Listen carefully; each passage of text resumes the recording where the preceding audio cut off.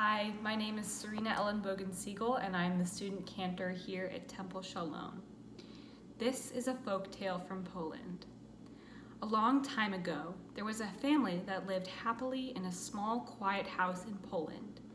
One day, they learned that the grandparents were going to come to move in with them. The child was very excited about this, so were the parents. But the parents worried that their house was very small. They knew when the grandparents arrived, the house would become more crowded and noisier. The farmer went to ask the rabbi what to do. The rabbi says, "Let them come." So the grandparents move in.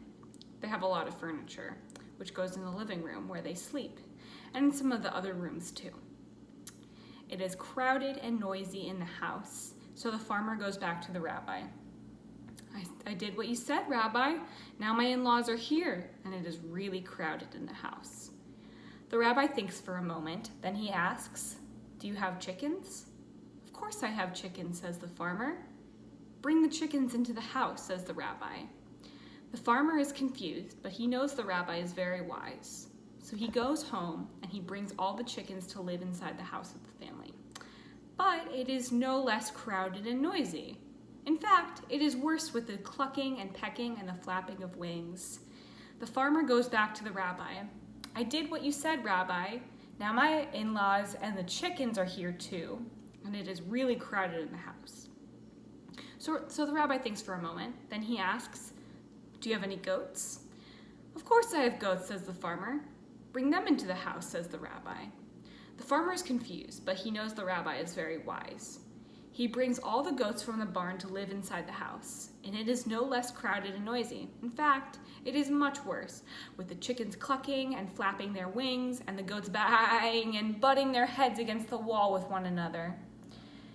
The next day, the farmer goes back to the rabbi. "I did what you said, Rabbi. Now my in-laws have no place to sleep because the chickens have taken their bed.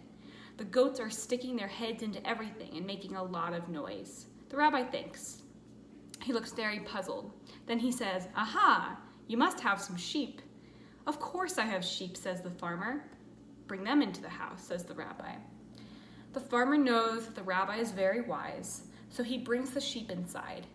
It is no less crowded and noisy. In fact, it is much, much worse. The chickens are clucking and flapping their wings. The goats are baaing and butting their heads. The sheep are baaing, and one sat on the farmer's eyeglasses and broke them. The house is loud and crazy and is starting to smell like a barn. Completely exasperated, the farmer goes back to the rabbi. "Rabbi," he says, "I have followed your advice. I have done everything you said. Now my in-laws have no place to sleep because the chickens are laying eggs in their bed. The goats are baaing and butting their heads. The sheep are breaking things. The house smells like a barn." The rabbi frowned. He closed his eyes and thought for a long time. Finally, he said, "This is what you do. Take the sheep back from the barn. Take the sheep back to the barn. Take the goats back to the barn. Take the chickens back to their coop." The farmer ran home and did exactly as the rabbi told him.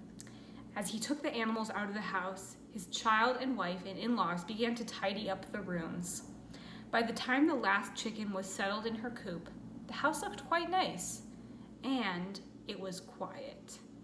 All the family agreed their home was the most spacious, peaceful, and comfortable home anywhere.